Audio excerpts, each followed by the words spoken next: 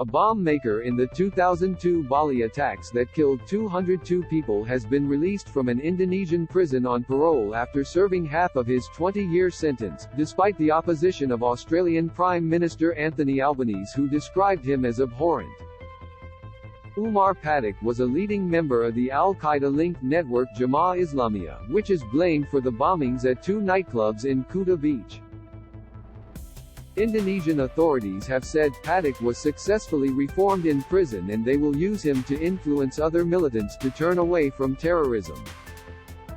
Read more. Tourists face year in jail for sex outside marriage after Indonesia passes new laws. Patek, 55, whose real name is Hisham bin Alizin, received a total of 33 months of sentence reductions, which are often given to prisoners on major holidays, said Rika Aprianti, spokesperson for the Corrections Department at the Justice Ministry.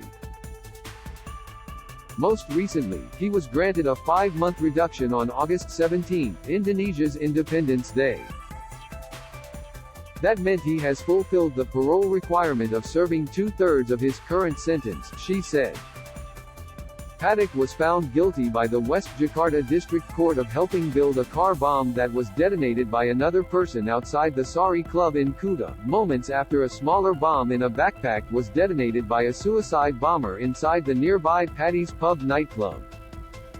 The attacks killed 202 people, mostly foreign tourists, including 88 Australians, leaving a deep scar in that country.